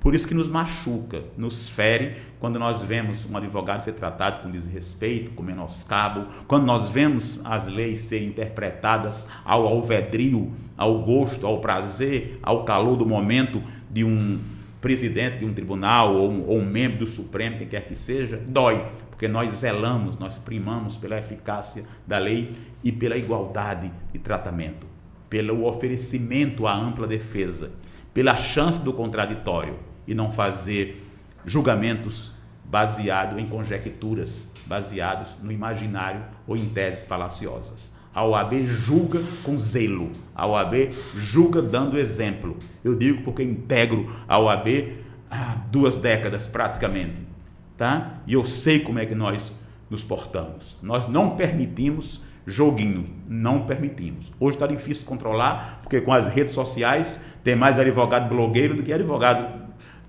efetivamente. Demais, né? Demais. Todos os dias, só que vão se dar mal, porque a OAB vai começar a caçar literalmente. Vai ter um algoritmo e o sujeito que publicou algo fora do contexto, ele vai captar e vai jogar para a OAB imediatamente e vão ter que lavrar ataque, essa coisa toda, para inibir essas condutas nefastas que tisnam, que mancham a história da OAB. Algumas profissões passam incólume, ninguém percebe quando tem uma falha, mas alguém da OAB, algum advogado cometeu um ato insano, a publicidade é imensa, né? Porque cabe a ele dar o exemplo. O advogado, olha o advogado que deveria dar exemplo. Você está entendendo? Então é necessário que haja. E nós temos essa responsabilidade. E eu, de maneira muito especial, porque tenho 2 filhas advogadas, né? A minha filha exemplo duplo. A minha filha italiana mais velha advogada e a minha mais nova Luana também advogada. Então, além da preocupação com a profissão, eu tenho a preocupação do zelo como pai advogado também. E advogado pai. Aumenta a minha responsabilidade, a minha carga de zelo, de amor pela minha profissão. E aí o grande exemplo, porque quem tem um grande exemplo em casa vai seguir. Se você tiver um mau exemplo, vai seguir também. Assim. Eu sempre miro-me nos grandes exemplos. Meus pais foram meus grandes exemplos, meus grandes vetores da moral. Meus princípios básicos emanam dos meus pais. Eu costumo dizer que não entendo até hoje como alguém de formação intelectual tão minúscula conseguiram me educar com tamanha grandeza. Eu fui educado, Inácio, com poucas palavras e muitos olhares. Os olhares do meu pai ecoavam com advertência. E o carinho da minha mãe não impedia que, se precisasse ser punido, o fosse. Era dessa forma. Meu pai, mais duro, intolerante, e a minha mãe, aquele coração gigantesco, de lutar bravamente pelo filho, de abrir os caminhos, de lutar de todas as formas, de acreditar no meu potencial. Minha mãe, por exemplo, acreditava mais em mim do que eu próprio. O enxergar, o horizonte que a minha mãe enxergava para mim é algo imensurável e indescritível. Tão pequena fisicamente, formação intelectual tão pequena, mas de uma visão, de uma horizontalidade indescritível, imensurável, hiperbólica, gigantesca. E esses exemplos de pais devem perdurar sempre. Eu não conheço ninguém na vida que é feliz por não respeitar pai e mãe. São ensinamentos básicos, divinos, basilares da sociedade. Uma família se constrói com respeito, com obediência aos pais. Nós somos frutos dos nossos pais e não podemos ser frutos apenas biológicos. Haveremos de ser frutos em princípios, em moral, em comportamento, em zelo, em conduta, em exemplos, acima de tudo. Alguém já disse, exemplo não é a melhor forma de influenciar pessoas. É a única forma, não tem outra. Não é isso mesmo? E eu fico até emocionado ver isso aí, porque eu ainda sou daquele tempo que, ao você ver, assim, eu moro um pouco perto da minha mãe, então eu tenho que dar a benção ao acordar logo cedo e ao dormir. E meus filhos, ainda tem, eu preservo isso. Ao acordar e ao dormir, a bênção é sagrada, tem que dar. Então, para mim, ainda sou daquele tradicional. Então, tento ainda, já que hoje, como diz assim, o mundo está moderno, sim, sim, mas alguns valores que a gente tem que conservar. O termo moderno ganhou um conceito pejorativo, né? É verdade. Moderno desvirtuou o sentido do respeito. Pro lado errado. Exatamente. Eu sempre viajo, por exemplo, quando eu fazia uma audiência em São Paulo, chegava, quando viajava, minha mãe era viva, continuo viajando, próximo mês tenho viagem, inclusive, acabava de desembarcar no aeroporto, ligação para minha esposa e ligação para minha mãe em seguida. Mãe, benção, acabei de chegar. Chegou meu filho? Cheguei. Ótimo. Ou seja, isso dá uma saudade, cara. Sabe? Aquela visita da saudade. Tem dia que ela tá cruel. Tem dia que ela saculeja você, sabe? Tem dia que ela ali... Dá bala, né? Assim, tem dia que ela tá mais cruel, sabe? Eu perdi meu pai, e aí quando chega assim, alguns momentos que ele vinha no final de semana, ou principalmente a data de aniversário, é aquele momento que a gente parece que sim, bate aquela dor no peito, né? Isso. Mas é uma emoção forte. E meus pais morreram em datas bem especiais, né? Meu pai está sempre vivo na minha lembrança. Ele adoeceu num feriado, 21 de abril, e morreu no 25, data de aniversário da minha esposa.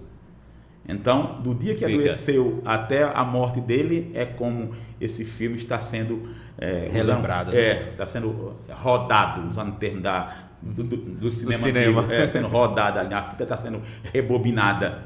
Vamos dizer, que diabo é isso, como diz o cearense, rebobinando a fita. E a minha mãe morreu da forma que queria. Ela sonhava em morrer num sábado ou no dia de Nossa Senhora.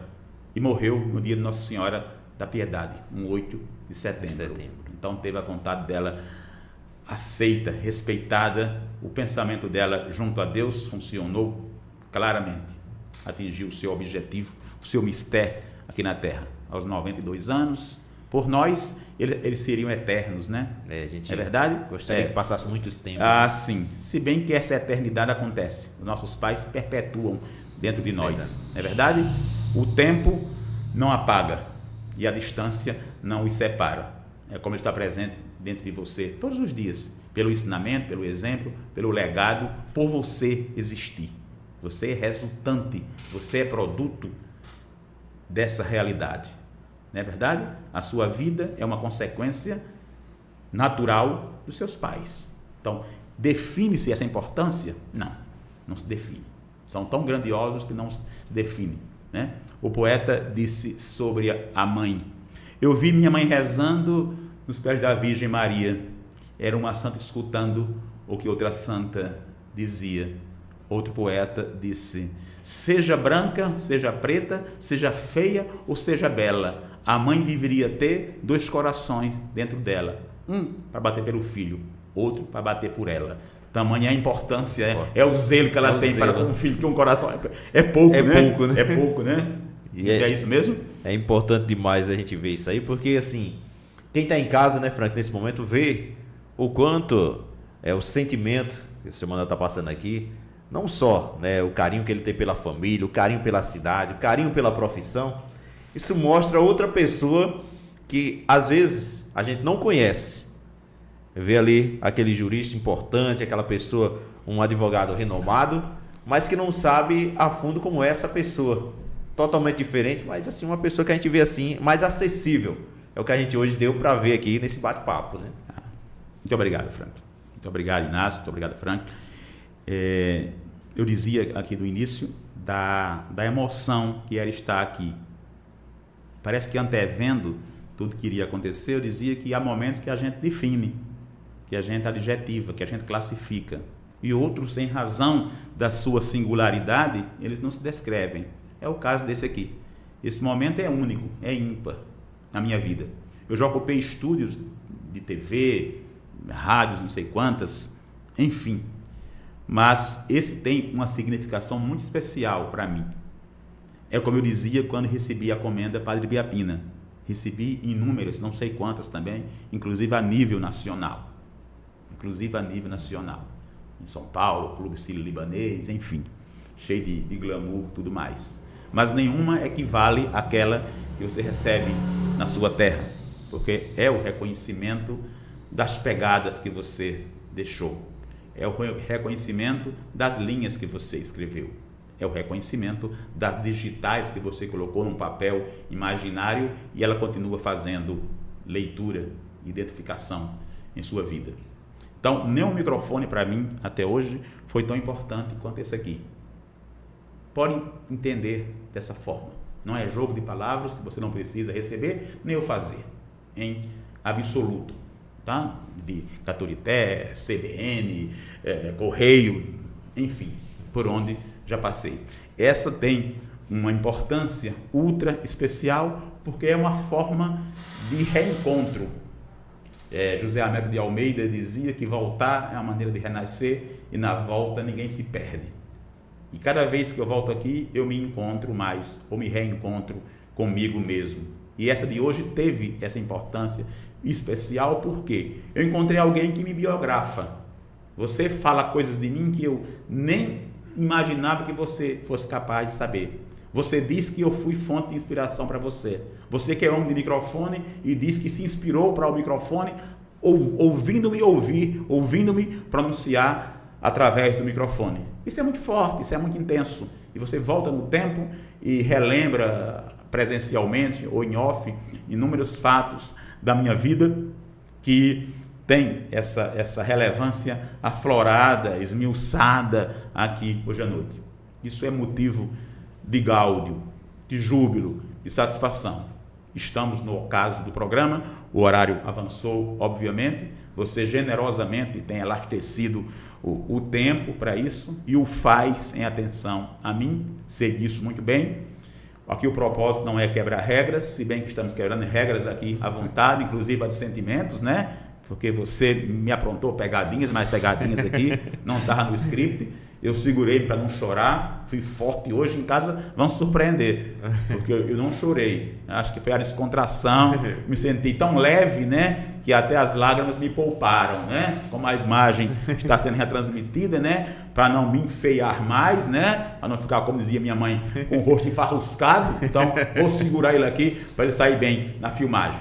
É isso. Então, eu quero agradecer a vocês, estamos no final. Quero agradecer a todos pela audiência, a você pela deferência especial que me faz, pelo carinho com que me trata, pelo espaço que me proporciona, pelo microfone que me deixa aberto para que eu me pronuncie à minha maneira, por perguntar sem censura, por nos permitir dizer tudo aquilo que pensamos e o que não pensamos também, por trazer à tona fatos que nos fazem reabrir o livro da vida que deve ser permanentemente lido. As páginas que a vida nos escreveu jamais serão rasgadas. Podem até virar a página, mas extrair do livro jamais. Então, para todos, um beijo carinhoso, o meu agradecimento, que Deus abençoe a todos da nossa terra, a todos que nos ouvem, que nos assistem nesse instante, dizer que foi uma satisfação realmente imensa. Eu vim preparado, sem saber o que iria enfrentar.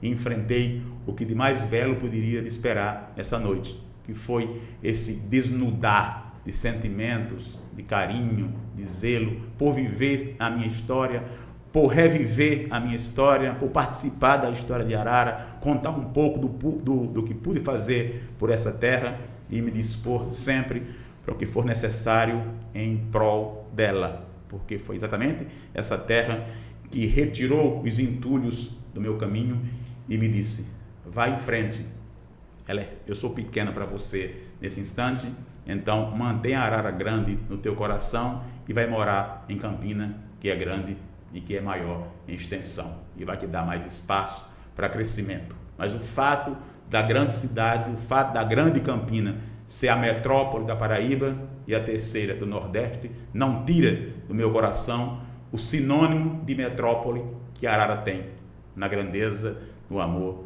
e no sentimento. Um beijo no coração de todos. Muito obrigado.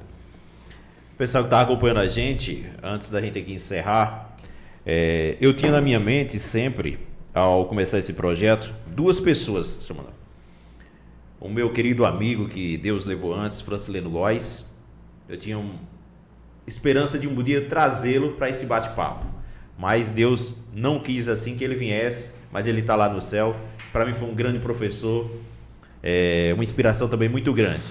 E tinha o senhor, achei que seria impossível conseguir conversar, fazer esse bate-papo, mas houve uma pessoa que aproximou, através do vereador Jailson, conseguimos essa aproximação, e aí eu viajo no tempo, ao momento aí de 5, 6, 7, até 10 anos, quando a gente via aquele momento, e aí passa na minha mente toda aquela história novamente, onde eu sonhava em, quem sabe, um dia chegar ao posto de estar naquele palanque. E aí eu agradeço desde já ao prefeito Nem, que me fez o convite no primeiro ano. E eu não me senti Manuel Clementino, não, porque eu não chego nem à metade do sandálio dele. Imagina. Mas eu me senti muito orgulhoso, porque aquele momento ali parece para mim foi uma coroação de uma luta, de um objetivo que a gente pensava. E aí eu me pensei assim, há muitos anos atrás eu estava ali embaixo assistindo. Que bonito, rapaz. Que pensando maravilha. daquela ali, foi uma inspiração para mim. E hoje eu estou aqui, algumas pessoas me vendo. E aí bate aquele momento assim, onde o filho, como o senhor falou agora há pouco, se chamava de Matutinho, o pessoal me chamava de Faveladinho. Eu menino do sítio, né? Então me chamavam ali porque eu morava, ainda moro e gosto muito do local. E o pessoal me dizia, mas assim, ó, o filho daquela senhorinha, daquele senhorzinho, daquele lugarzinho, hoje conseguiu estar aqui. Sim. Mas aí teve aquela inspiração, porque tem que ter alguém que lhe inspire para que você busque aquele objetivo. Sim. Então eu quero que, de antemão aqui, agradecer pela sua presença, que Deus possa... Eu queria abrir só um parênteses. Fica à vontade. Parece que eu compus algo pensando no que você iria me dizer. Essa poesia nem foi postada ainda, vai reforçar o que você estava dizendo. Pronto, essa vai ficar gravada para a gente em primeira mão, viu? A mesa é retangular e redonda, nem foi postada ainda. Eu dizia anteontem, ao sabor do que você está colocando agora. As vitórias conquistadas vêm da luta em demasia, do suor que banha a face, da humildade que nasce com o alvorecer do dia. Vanglória não me apetece, basófia não contagia, vaidade não recrudesce e o ego nunca hipertrofia. Esse é Manuel Clementino. Parabéns. Que você conheceu e que via distância entre nós. Não há nenhuma distância. Tá? Eu sou exatamente esse que você está vendo aqui. Sempre simples, sempre humilde, um passageiro do tempo, com o bilhete que Deus nos permite, ingressando nas estações da vida e desembarcando no dia que Ele quiser. Conclui teu raciocínio, estava lindo e eu interferi. Não, eu só quero agradecer e, de antemão, parabenizar, que o senhor continue sendo essa fonte de inspiração para várias pessoas, não só na sua poesia, na sua advocacia, mas principalmente na pessoa que o senhor é. Porque isso mostra que, apesar de todas as conquistas, de tudo que o senhor já alcançou, os pés continuam no chão e continua essa pessoa simples. Que Deus possa abençoar não só o senhor, mas a família toda e aos filhos e netos, que possam desfrutar cada vez mais desse seu grande amor, dessa grande pessoa que o Senhor é. Muito obrigado mesmo. Eu prometi não chorar, não teve jeito, não foi? Você conseguiu, né, cara? Eu prometi. Mas a emoção rola, né? Quando a gente não tem jeito. Chega, não então, tem. Quando entra a família, aí realmente a coisa pega. Eu sou emoção e você sabe disso muito bem. Muito obrigado. É tudo que eu posso dizer. Uma ótima noite, que Deus abençoe a todos. Obrigado mesmo. Gente, eu quero agradecer. Encerro o programa hoje muito feliz, muito contente, pois recebi aqui, como eu disse, uma grande inspiração. Se hoje eu estou aqui, esse senhor aqui que está aqui do meu lado, essa pessoa maravilhosa, lá na frente, ele plantou uma plantinha que nem sabia, mas gerou futuros para o nosso município. Então, que a gente possa também servir de inspiração para outros que venham. Se um dia, como eu costumo sempre encerrar aqui, né, Frank? Se Deus me chamar antes, mas eu deixarei pelo menos um legado para alguém seguir o caminho. E quero agradecer a você que ficou com a gente. Muito obrigado de coração mesmo a cada um, aos nossos parceiros que nos patrocinam, que acreditam nesse projeto. E quinta-feira, se Deus não me chamar, eu volto. Se Ele me chamar, só Frank vem sozinho, viu não? Viu, gente? Grande abraço, fica com Deus.